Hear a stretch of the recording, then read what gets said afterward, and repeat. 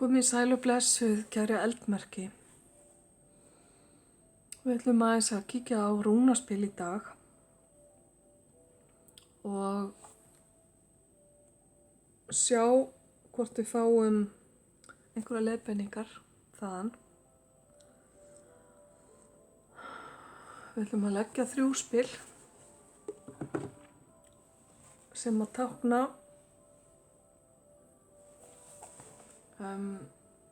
málefni eða líðandi stund eða það sem að þú ert með í huga og ert að velta fyrir þér. Það getur verið í formi spurningar eða eitthvað slíkt. Það er fyrsta spilið, síðan kemur leiðbeining sem að svona segir þér til hvað er best að gera og í lokin þriðja spilið hver útkoma verður þegar að þetta er allt saman farið af stað. Og það eru þessi spil hérna sem heita Viking Oracle sem við ætlum að nota. Og þá byrjum við bara. Byrjum á hrútnum. Tökum svo ljónið og bogamanninn síðast.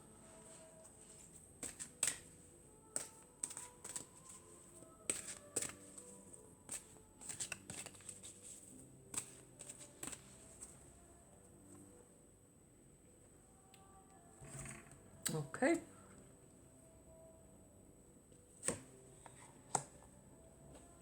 Hér er málefnið eða spurningin sem ræðir.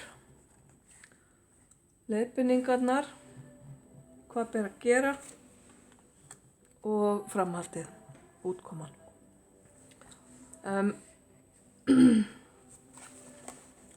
Þið fáið hérna 9 heima.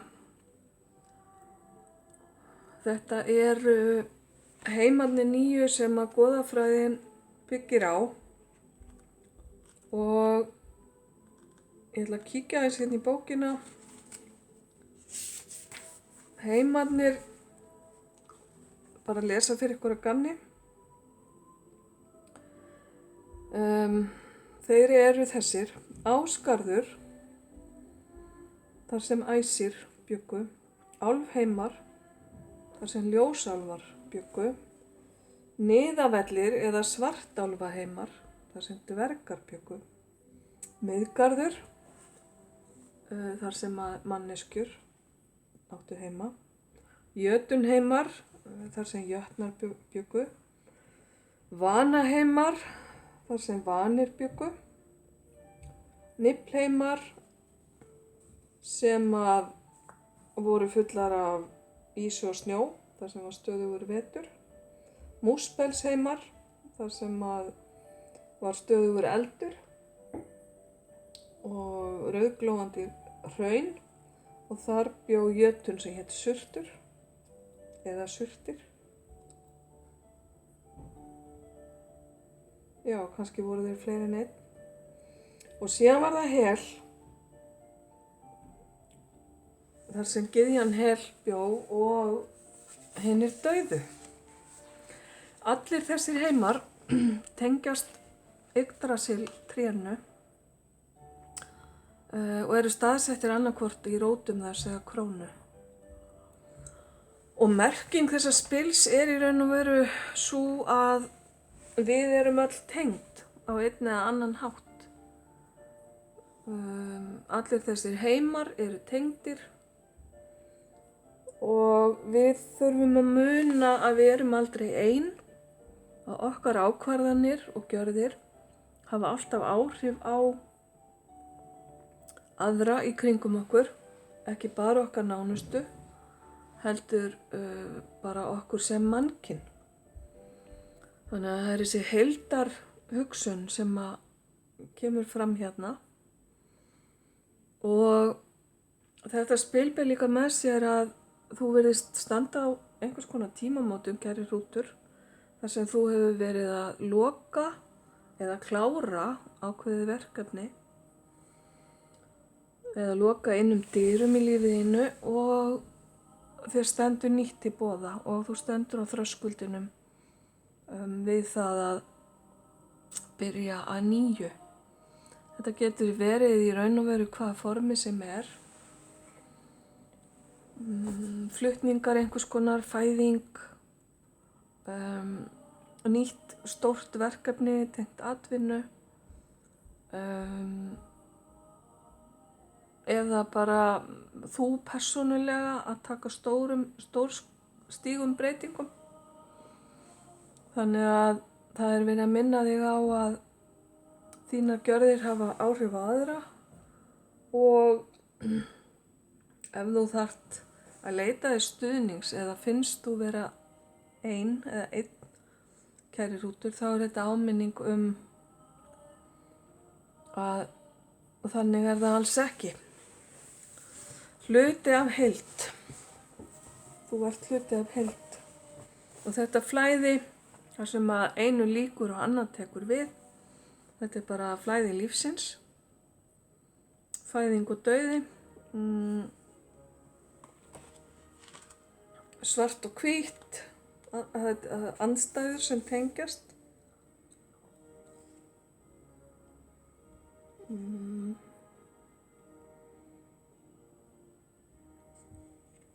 Gott og illt og auðvitað ljós og skuggi líka.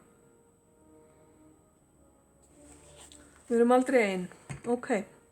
Ráðleggingar til þín eða það sem að þér ber að gera ef þú ert að leitast eftir að þetta ferli gangi upp eða gangi vel eða að nýta alla möguleika. Þá færðu rúnina vegvísi. Hér er verið að benda þér á að leiðin þín er greið og þú ert með byrjundi báða vængi, skulum við segja. Svo lengi sem þú fylgir þinni innri sannfæringu, þinni innri rödd, svo lengi sem þú fylgir því sem kallar á þig, hvað sem það er, í efnislegum heimi eða tilfinningum eða hugmyndum, að þú munt aldrei villast af leið ef að þú lætur þetta ráða för.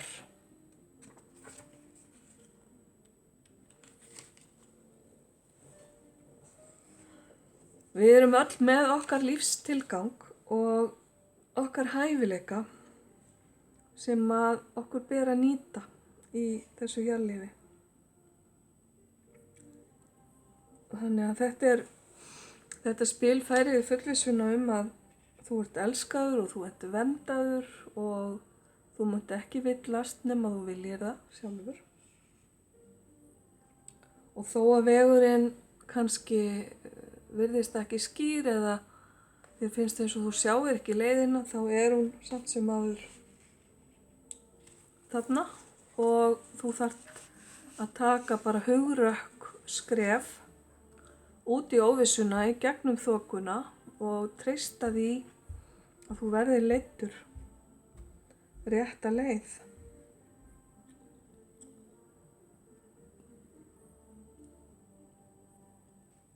Ok, þessi vegvísir, þessi rún var kölluð áttaviti víkingsins. Hún hefur verið nýtt í tattoo á mörgum og meira að segja frægum handleggjum. Útkoman eða það sem kemur í kjölfarið á þessum breytingum er rúnin Berkano eða Björk eins og hún heita á íslensku. Björk er rún tækifæranna. Hún táknar fræ sem að spíra og með því að taka þetta skref hérna sem við tölum áðan með hugrekki og æðruleysi og leyfa alheiminum að leiða þig, þá ertu að gefa þessu fræi tækifæri til að spíra og vaxa og dafna. Og þó að sé eitthvað sem að þér geti fundist vera bara lítilfjörlegt, lítil hugmynd eða eitthvað sem að svona lætur lítið yfir sér, þá mun vaxa eitthvað stórt og mikið upp af þessu litla fræi. Þannig er orka þessara rúnar. Hún táknar einhvers konar fæðingu í lífiðinu sem mun verða til góðs og hafa breytingar í för með sér. Þetta er tækifæri á nýrri byrjun. En þú ert beðin að hafa ekki hátt fyrirætlanir þínar, allavega ekki til að byrja með.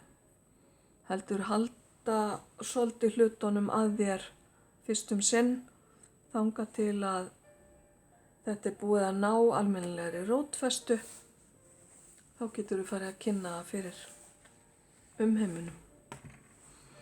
Ok, þannig að þetta er svona mikill samhljómur hérna í þessum 3 rúnum og greinilega fæðing,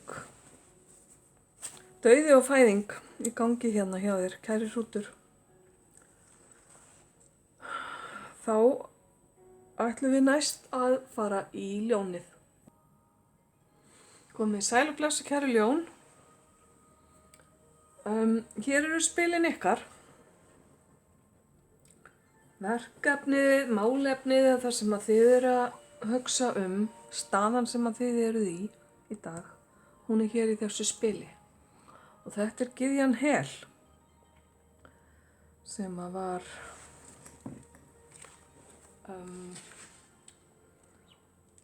dóttir Loka. Dóttir hans Loka. Hún táknar endi, einhvers konar endi, dauða, þar sem að hún ríkir yfir Hel, sem að var líka staður hinna dauðu. Skilaboðið með þessu spili er í raun og veru að þó að þú sért að upplifa endi eða sért staddur á einhverjum stað þar sem að þér finnst þú ekki komast neitt lengra, þá er mjög mikilvægt að þú verðir ekki stökk þar. Það er mjög mikilvægt að þú haldir áfram. Það getur verið að einhver kaflaskil sé að verða í lífið þínu, að ákveðnum kafla sé lokið. Allavega er þetta ekki staðurinn þar sem að þér ætla að vera til langframa. Þannig að stattu upp og vertu ákveðin í því að halda áfram og takast á við nýja hluti. Það er eiginlega skilaboðin hérna. Það er allt í lagi að staldra aðeins við og hvíla sig ef þú hefur verið að gangi gegnum erfiðleika eða vinna þér til húðar. En það er eitthvað meira og annað og betra sem bíður þín, þannig að þú verður að halda áfram. Þetta er ekki endalokin. Ok. Þá er það leiðbeiningarnar til þín, hvað þið ber að gera í framhaldinu. Já, það er þessi fallega rún, Gebó eða gjöf eins og hún heitir á íslensku, held ég örugglega. Þessi rún er bara með þeim betri. Hún táknar það að gefa og þiggja. Hún táknar að það sem þú muni gefa, það fáiru tilbaka. Og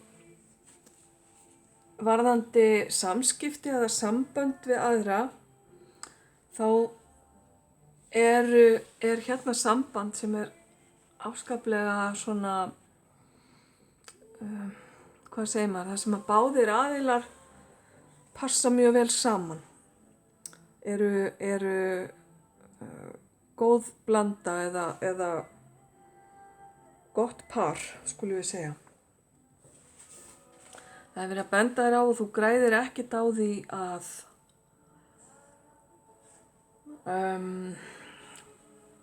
gera of mikið eða gefa of mikið af þér þannig að þú farir út í meðvirkni eða að gefa það mikið af þér að þú eigir ekkert eftir fyrir sjálfa þig. Það er ákveðin aðvörun hérna varðandi það. En allt varðandi fjölskylduna þína og vinnuna skiptir miklu máli hérna að það sé allt í jafnvægi, að það sé harmonía í kringum þig varðandi þetta flæði að gefa og þiggja, að veita einhverjum og þiggja eitthvað í staðinn. Það getur átt við hjálp líka og öll vinna sem að þú leggur alúð í og gerir vel, þú munt fá hana vel launaða tilbaka og þú munt fá athygli og viðurkenningu, þá viðurkenningu sem þú átt skilið fyrir alla þína góðu vinnu. Það er að segja að það sem er undirliggjandi með þetta spil er að þú færð alltaf tilbaka það sem þú gefur. Það er svona ákveðið réttlæti í alheiminum sem að stígur inn á sviðið með þessari rún.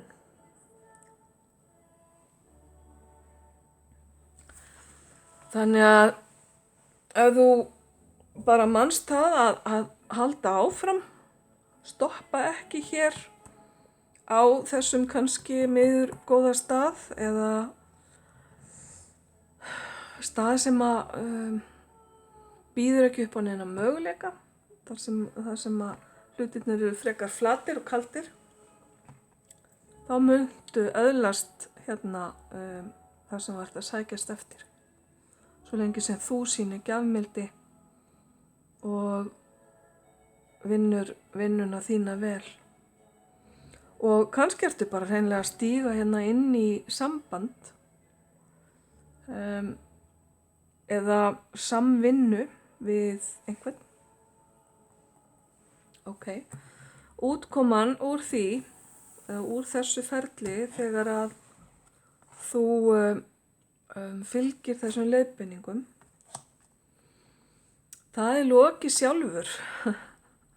Hér var þess að dóttir hans og hér kemur hann sjálfur. Sko, Loki var galdramaður. Hann var þekktur fyrir að blekkja og plata og hann hafði mjög gaman af alls konar hrekkjum.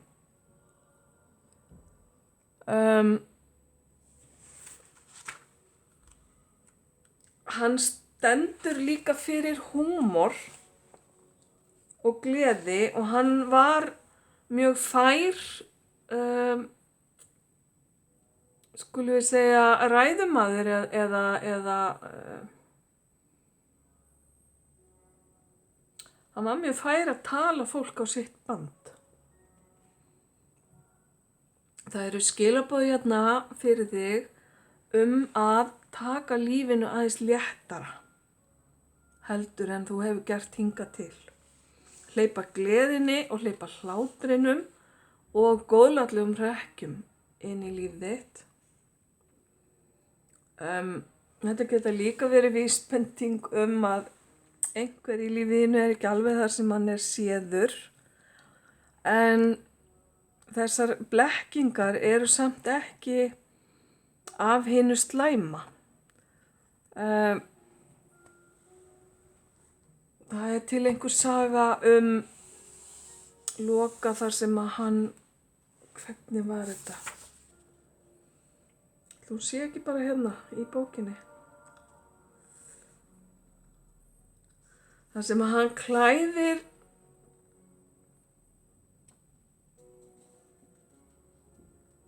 Þór í kvenmannsföt til að blekkja jötnana og klæðir Þór upp eins og Freyju og það er svona heljarinnar farsi sem að kemur í kjölfari á því og enda með því að Þór sem sagt tekur af sér grímuna og vinnur þannig á jötnunum með hamrinum sínum. Það er að segja, Loki notaði ákveðna blekkingar og ákveðin svona leikþátt til að vinna á óvinum sínum. Þannig að það sem er svona í þessu spili er það að það þarf kannski ekki alltaf að gera hlutina með ofbeldi eða með illu, heldur má líka svona finna aðrar leiðir til að koma hlutunum áleiðis. Og skilaboðin til þín hérna eru það að taka lífinu með aðeins meiri léttleika heldur en þú hefur gert fram að þessu. Og þessi reynsla sem þú ert kannski að upplifa núna, leið og þú breytir svona taktinu þínum og ferð að gefa meira og opna meira á þetta flæði sem kemur hérna með gjöf, þá verður lífið ef til vill miklu léttara en það var og það verður meiri ástæða til að gleðjast og hlæja.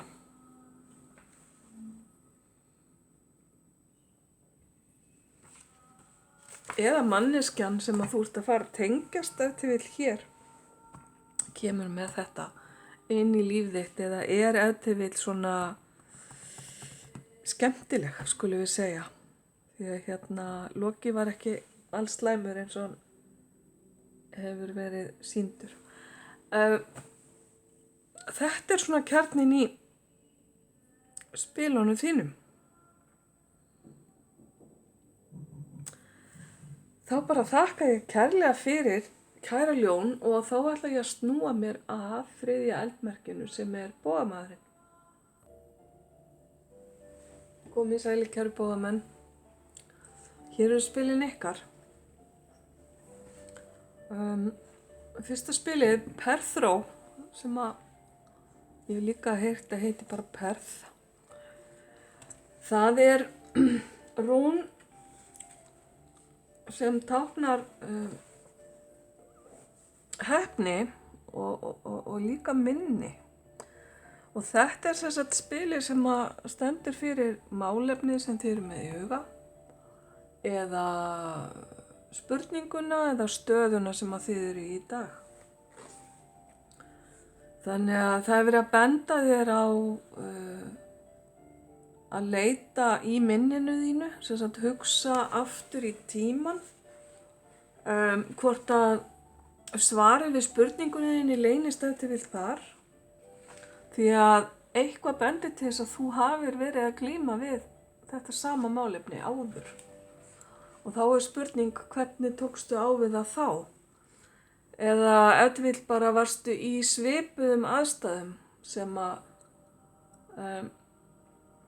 hafðu sömu áhrif á lífið þitt. En það er hérna heppni með þessu spili, þannig að þú ert að fá hérna mjög jákvæða orku með þér og ert að fara inn í svona gott tímabil þar sem að heppni leikur við þig og verður bara tilbúin eða viðbúin að taka við því.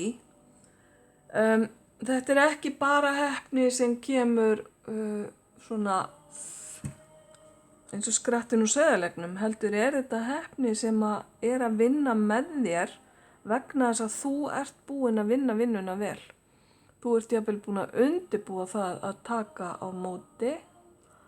Þannig að þetta er ákveðin samvinna þín við alheiminn sem að er hérna í gangi.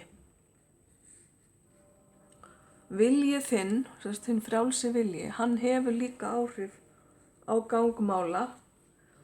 Ekki bara örlögin sem að eru þarna ráðandi. Það er samvinnan sem að gildir. Og þar af leiðandi er ekkert eitt svar við þessu. Vegna þess að þinn vilji getur haft áhrif til að breyta og kannski eru bara svörin fleiri en eitt. Ok, þá verða hérna leiðbeiningarnar eða hvað þið ber að gera. Það er rúnin Jera. Ok.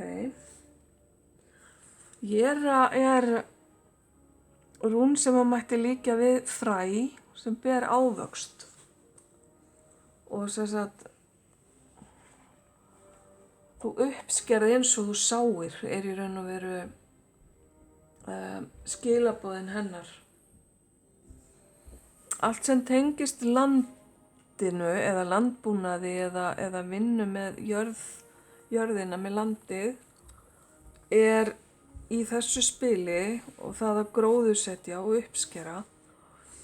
Og það er kannski partur af sem sagt, leiðbeiningum til þín að það er mjög gott fyrir þig að taka þátt í einhverju þannig þar sem þú sérð ávöxt af því sem þú ert að gera. Nú að þetta getur líka bara verið skilaboð að tengja þig við náttúruna. Jarðtengja þig meira og betur. Náttúran hefur róandi áhrif á okkur flest og fyllir okkur samt af orku líka. Og í þessu spili eru ákveðna breytingar, þetta ferli frá fræi og að ávexti.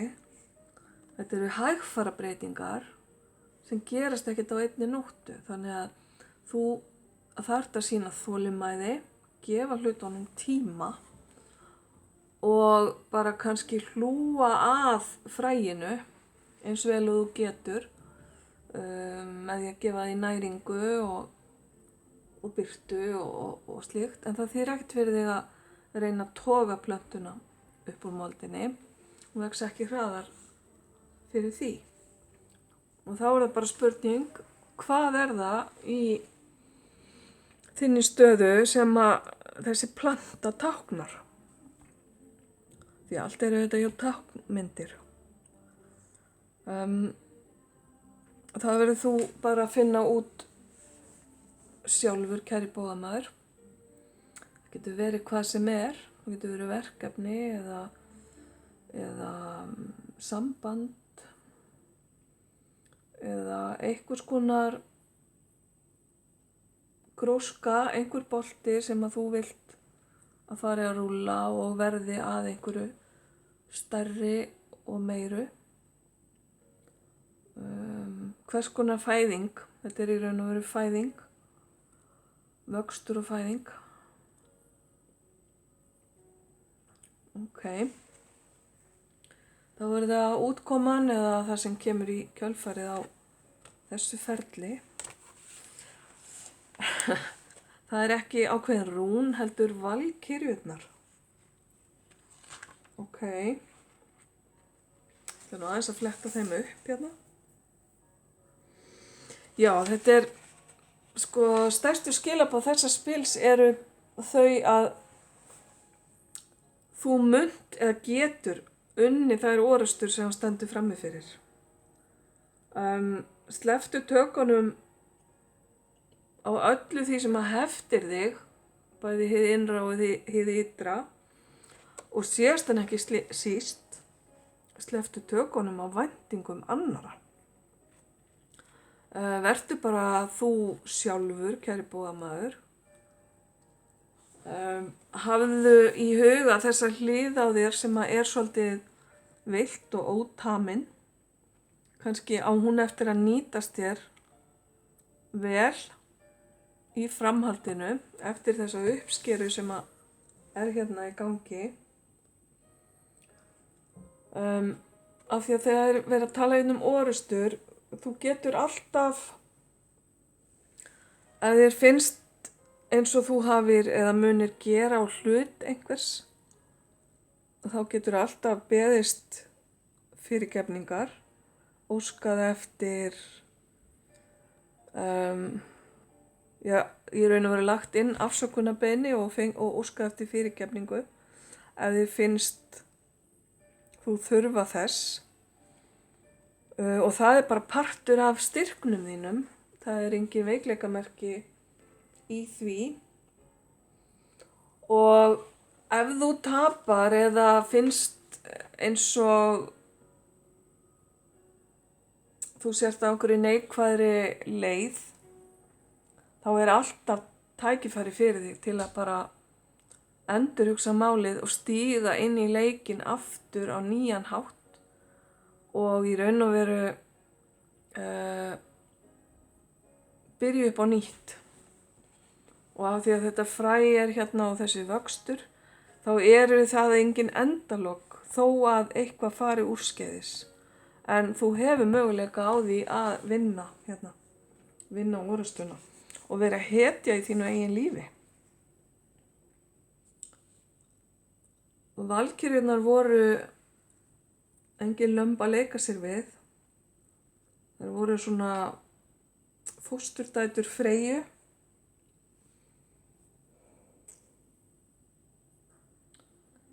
Og voru mjög hugrakkar og hættulegar í raun og veru líka.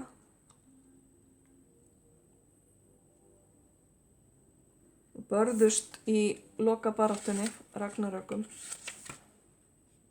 ásamt öðrum miklum hermönnum. Og valkyrjurnar er það sem að svona fyrir gegnum huga víkingana þegar þeir liggja á blóði drifnum vígvellinum áður en þeir deyja. Þá eru valkyrjurnar það síðasta sem þeir sjá fljúga yfir höfði sér á hestum.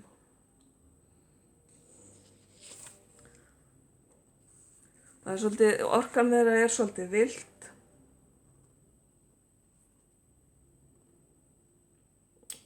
Og Richard Wagner samdi fræga óperu sem eru valkyrjurnar, sem er ákaflega kröftug og flott tónlist. Ef þið viljið kynna ykkur það, smá útúr. Annars eru þetta bara skilaboðin þín. Kæri bogamaður, það er að vilji þinn og gæfan er í raun og veru í samspili að láta hlutina ganga upp og gefa þér nýtt tækifæri, nýja sprota, nýtt fræ sem að þú þarft að hlúa að og sýna þolinmæði og síðan muntu standa upp í sem sigurvegari og hetja í þínu eigin lífi. Þannig að þetta er svolítið sterk og flott mynd sem kemur fram.